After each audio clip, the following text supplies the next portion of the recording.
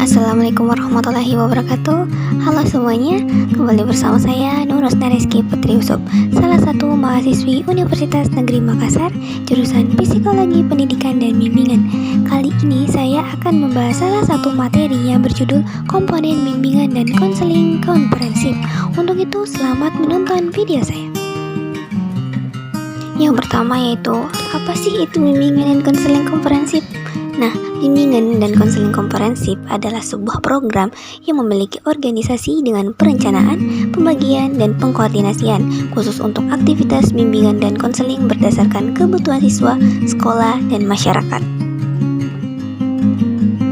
Selanjutnya kita akan membahas apa saja komponen dari bimbingan dan konseling komprehensif. Bimbingan dan konseling komprehensif terbagi menjadi 4 komponen. Yang pertama yaitu layanan dasar, layanan responsif, layanan individual, dan dukungan sistem. Sekarang kita akan membahas komponen yang pertama yaitu komponen layanan dasar. Nah, layanan dasar bimbingan dan konseling adalah proses pemberian bantuan kepada seluruh peserta didik melalui kegiatan yang dapat dilakukan secara personal atau kelompok untuk mengembangkan perilaku sesuai dengan tahap dan tugas-tugas perkembangan peserta didik. Adapun tujuan layanan dasar yang pertama yaitu memiliki kesadaran, pemahaman tentang diri dan lingkungannya, seperti lingkungan pendidikan, pekerjaan, sosial budaya, dan agama. Yang kedua yaitu mengembangkan keterampilan untuk mengidentifikasi tanggung jawab atau seperangkat perilaku yang sesuai untuk menyesuaikan diri dengan lingkungannya. Yang ketiga yaitu mampu mengembangkan dirinya dalam rangka mencapai tujuan hidupnya. Dan yang terakhir yaitu mampu menangani atau memenuhi kebutuhan dan masalahnya. Dan untuk fokus pengembangan layanan dasar memfokuskan kepada hal yang menyangkut tentang perilaku aspek pribadi, sosial, belajar, dan karir. Dan untuk layanan dasar bimbingan dan konseling ini juga memiliki jenis-jenisnya tersendiri. Di antaranya yang pertama layanan orientasi, kedua layanan informasi, ketiga bimbingan belajar, keempat layanan penguasaan konten, kelima layanan konseling perorangan, keenam bimbingan kelompok dan konseling kelompok, dan yang terakhir yaitu layanan konsultasi. Adapun strategi pelaksanaan pelayanan dasar terbagi menjadi 5 strategi, yaitu yang pertama bimbingan klasikal, kedua pelayanan orientasi, ketiga pelayanan informasi, keempat bimbingan kelompok, dan yang terakhir adalah aplikasi instrumental. Selanjutnya kita akan membahas komponen yang kedua yaitu layanan responsif. Layanan responsif adalah sebuah pemberian bantuan kepada peserta didik atau konseling yang menghadapi sebuah masalah dan memerlukan pertolongan dengan segera agar peserta didik atau konseling ini tidak mengalami hambatan dalam proses pencapaian tugas-tugas perkembangannya.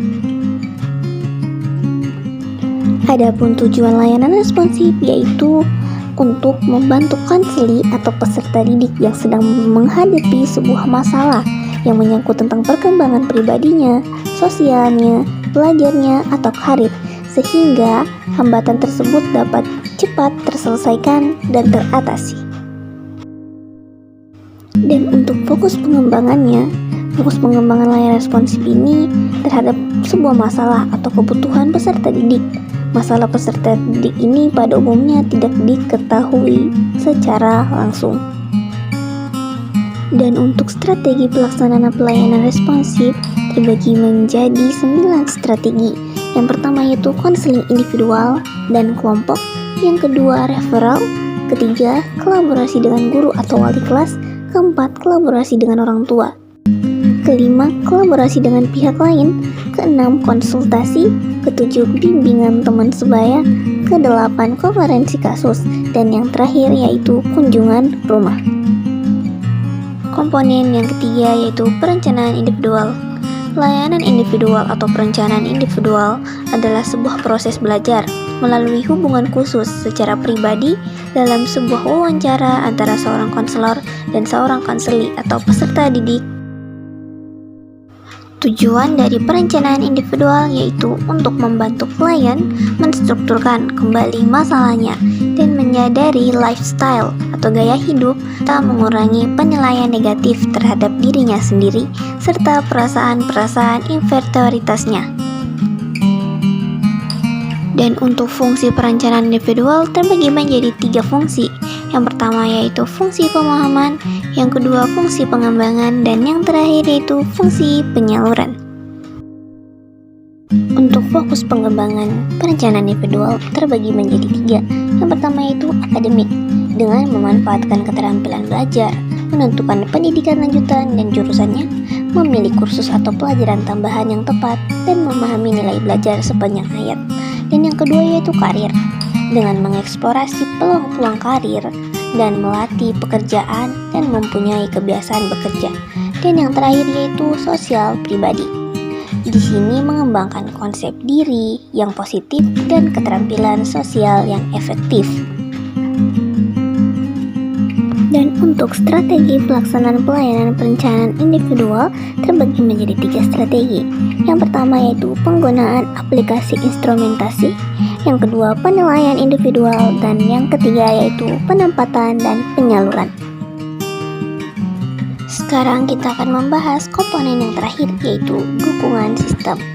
Dukungan sistem adalah layanan komponen dan kegiatan memanajemen, tata kerja, infrastruktur, atau teknologi informasi dan komunikasi, dan pengembangan kemampuan profesional, konselor, atau guru pembimbing secara berkelanjutan, yang secara tidak langsung memberikan bantuan kepada peserta didik atau mengembangkan perkembangan peserta didik.